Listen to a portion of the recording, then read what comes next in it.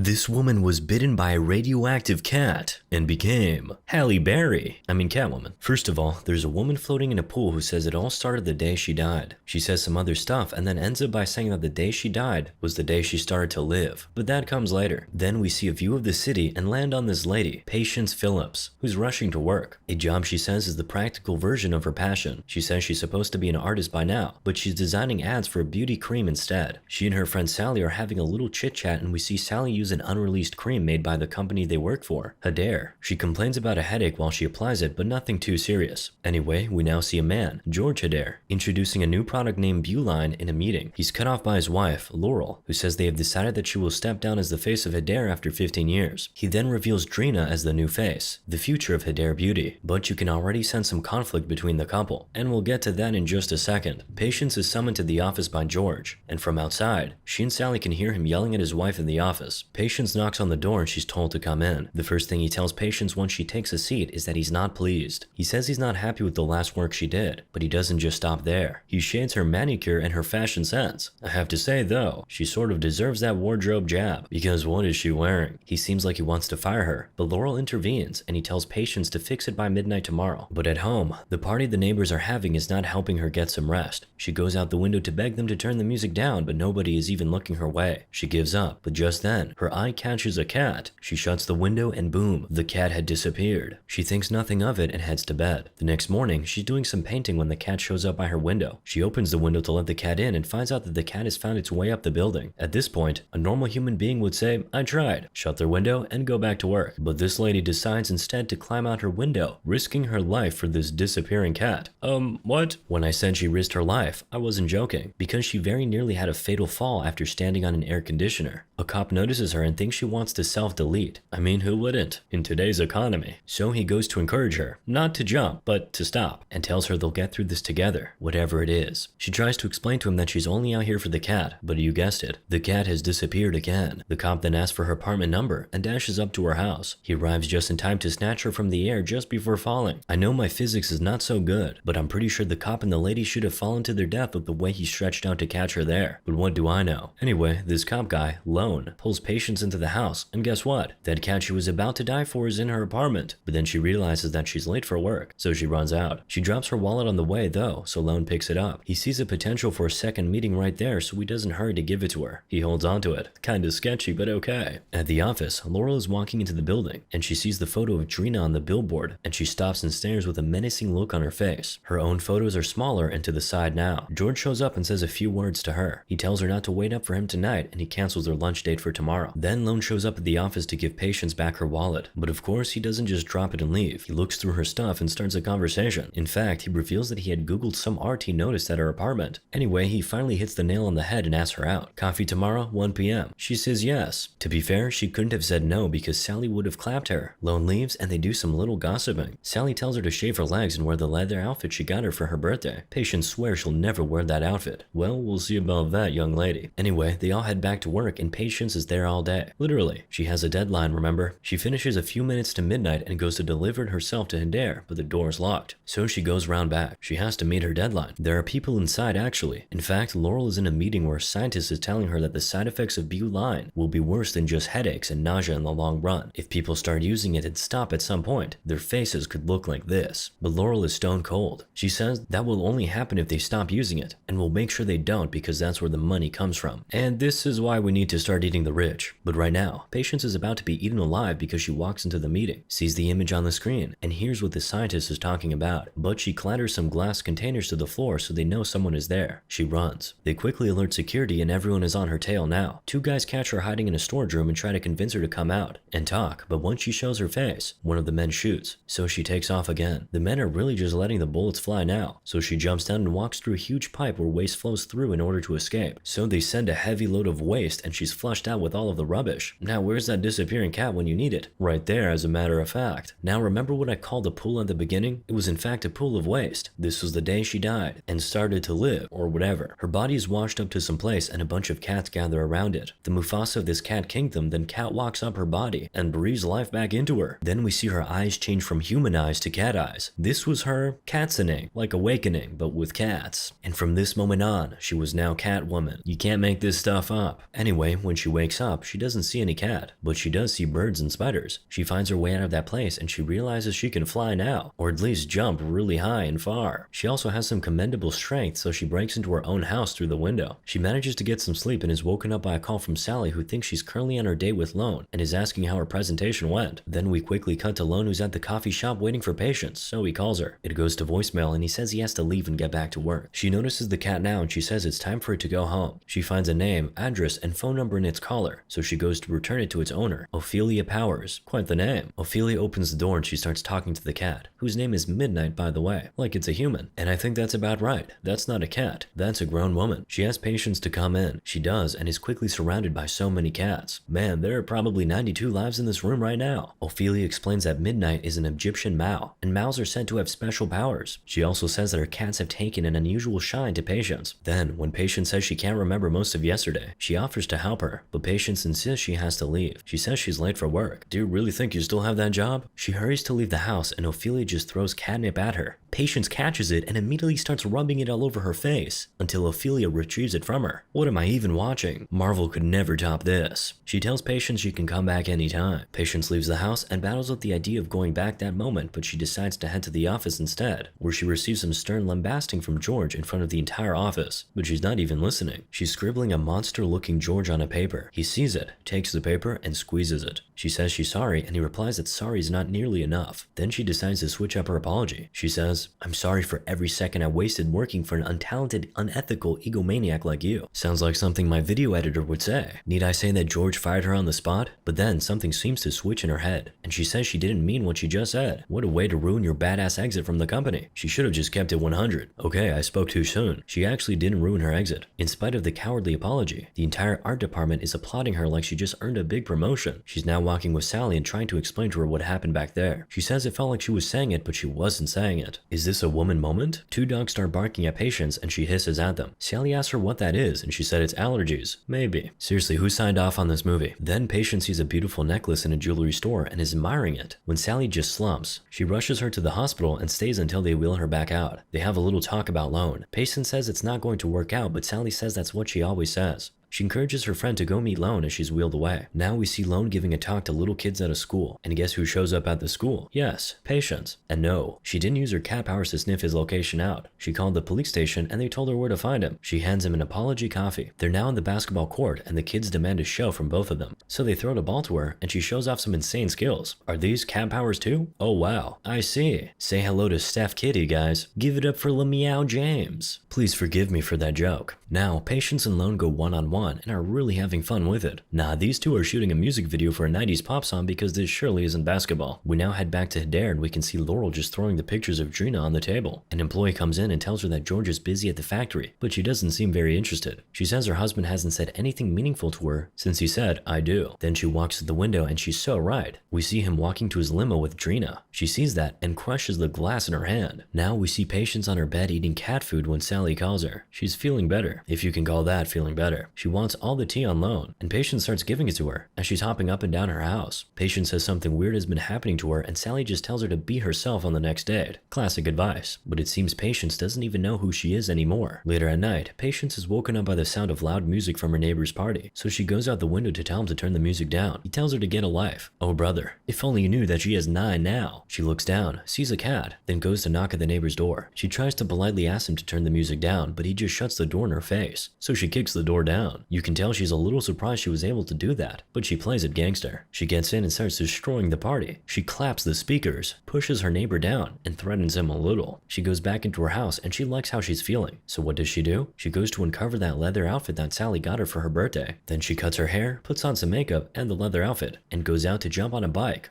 that's not even hers. She says, "Time to accessorize," and starts riding like crazy to that jewelry shop she saw the other day. Coincidentally, some other thieves got there before her and are doing their thing. She goes inside and she calls the armed robbers with big weapons amateurs. Then she says, "You guys thought you could come in here and steal all these beautiful things? What a perfect idea." You get it? She's purring. Then they start shooting at her, but she's dodging the bullets by jumping all over the place. Then she goes ahead to take all 3 men at the same time. No, not like that. She beats them all up. Then she does the stealing herself and leaves. So why then did she beat them up for doing exactly what she ended up doing? You guys could have just cooperated and everyone would have been happy. I guess there's no honor amongst thieves. Patience wakes up the next morning and realizes she stole all those things last night, so she returns them all. She drops the paper bag full of jewelry at the store with a note saying sorry. She also drops a box of cupcakes for the troubles. Lone is the detective on the case, by the way. Now Patience is doing some research on cats and the supernatural. All her research leads her back to midnight, so she goes back to Ophelia, who had been waiting for her. Ophelia is now showing Patience some books she wrote about sacred cats. Apparently, she was a professor for years, and now she's just a crazy cat lady. She's now telling her about a goddess named Bast, who represents the duality in all women. She goes on to tell Patience that what happened that night that she doesn't remember was that she died. It sounds crazy to Patience, but Ophelia continues explaining. She says Midnight knew her fate the entire time, and that was why she tested her to see if she was worthy of a gift that could change her life. Then she pushes Patience down the stairs, and she lands gracefully, just like a cat. Coincidence? I think not. Then she shows her pictures of several catwomen that Midnight saved before her. How long has this cat been alive? She says catwomen are not contained by the rules of society. You follow your own desires. This is both a blessing and a curse. You will often be alone and misunderstood, but you will experience a freedom other women will never know. You are a catwoman. Every sight, every smell, every sound, incredibly heightened, fierce independence, total confidence, inhuman reflexes. Patience then asks, so I'm not Patience anymore? To which Ophelia answers, you are Patience and you are Catwoman. Incredible writing. That was truly one of the lines of all time. Then she hands Patience a mask and tells her to accept who she is. By wearing a mask? Whatever. And by accepting all of who she is, she can be free. And freedom is power. Then we see Patience sitting at the top of a building with the mask, and Midnight beside her. She tells Midnight that she saved her life, but someone tried to kill her, and she has to find out who and why. If only the cat could speak, then this movie would end a lot sooner. Then we see her walking majestically atop a building in a leather outfit. Then she jumps down, and then just starts hopping from building to building until she gets to Hader. She recognizes the security agent that shot at her in the storage unit, and that's her first target. She follows him into a bar and orders some milk before going after him. She gets in there and starts displaying. She's dancing and grabbing everyone's attention, including the man. They think she's just an over-enthusiastic dancer, but little do they know, she's a Catwoman. She now makes her way to where he's sitting, and he thinks she's about to kiss him, but instead, she throws him outside and starts beating the crap out of him. He tries to reach for his gun, but she had already taken it from him. She tosses it aside and starts manhandling him. God, I wish that were me.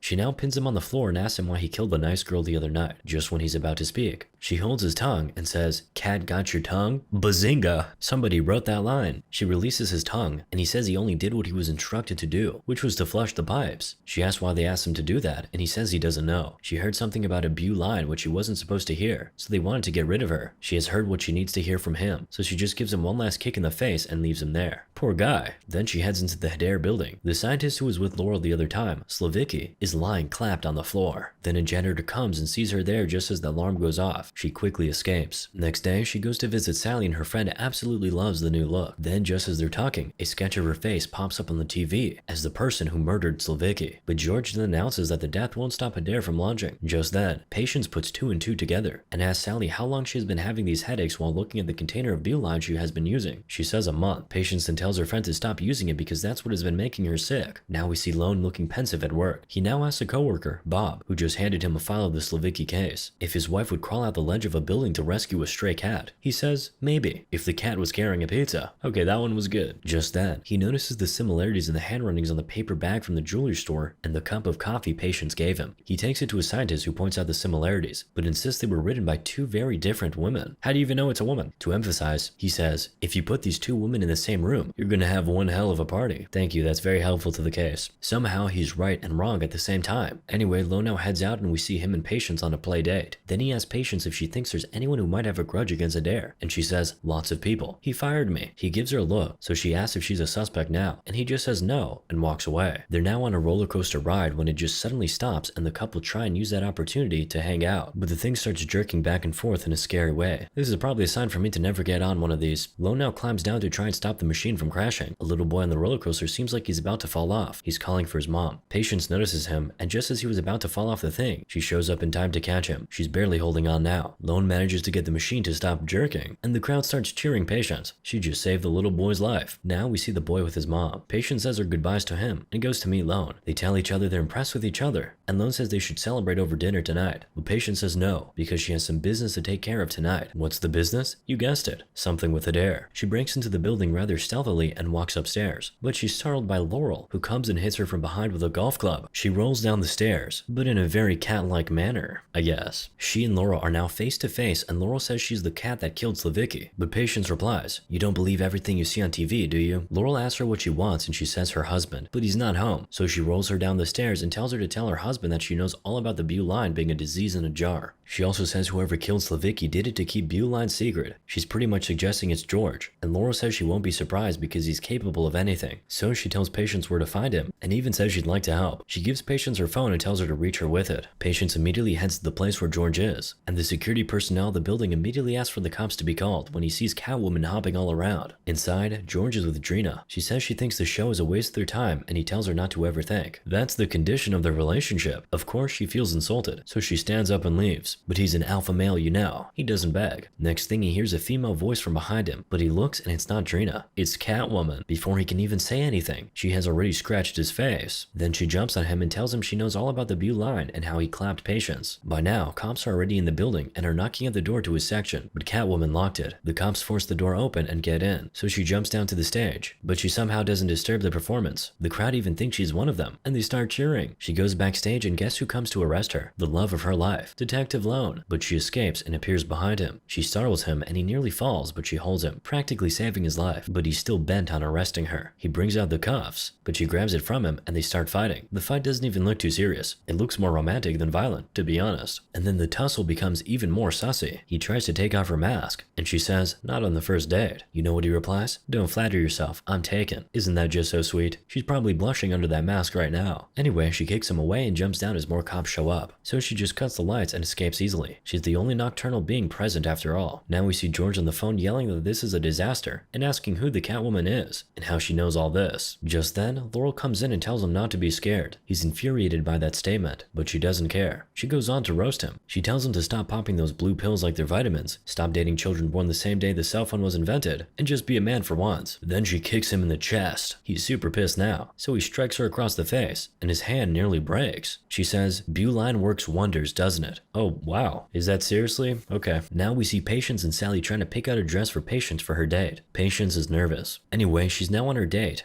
and it doesn't have the best start, because once the sushi arrives, she doesn't even let it land before she rushes it. She doesn't even realize how she's acting until Lone calls her attention to it. Now they're talking about Catwoman. She says she knows her, and Lone reports the kiss she gave him to Patience. Such a sweet man. He says they should talk about Patience instead, and asks her what it's like to be an artist. She says she's not an artist, and in fact, she doesn't even know what she is anymore. Relatable. He says he knows what she is, and tells her she's different and special. He wants to know more about her. All guys say the same thing. On their walk back home after the date, she says she wants to tell him something. She's struggling to get the words out, and then it starts raining, and she quickly drags him and goes to hide under a shed. She says she hates the rain, just like a cat. Under there, he asks her what she was trying to say, but she says nothing important. Then they head back home and finish up what they started. He wakes up later and notices marks on his back from a scratch. He doesn't think much of it. He heads to the fridge to get a bottle of water, and on his way back, he notices a nail on the floor. He gets suspicious, sees a glass she drank from, and you can tell he's thinking of a DNA test. By the time Patience wakes up, Lone had left. Then she gets a call from Laurel, who tells her she was right, and Bew line is toxic and she has proof. She says they have to stop George together. Wait a minute, wasn't Laurel the one in the meeting? You're confused, aren't you? But just wait for it. Anyway, she says George will be launching Bew line at a press conference tomorrow, and they have to stop him. Meanwhile, Lone is already at the lab running some tests. The mark he got from Catwoman and the DNA from Patient's glass have a 99% match. Now Catwoman heads to Laurel, and Laurel says she has enough evidence to put someone away for a long time. She talks about how she was everything they wanted her to be, but they threw her away once she turned 40. She directs Catwoman to the evidence, and you won't believe your eyes. It's George's body. That's the evidence. And Catwoman is the person to be put away for a long time. Laurel clapped her husband and made it look like Catwoman did it. She then says nobody will stop Bew line from hitting the shelves. Not Slavicki, not George, and not Catwoman. Then just on cue, she throws a smoking gun to Catwoman, hits the alarm, and starts fake crying. The police are there in no time and are on Catwoman's tail.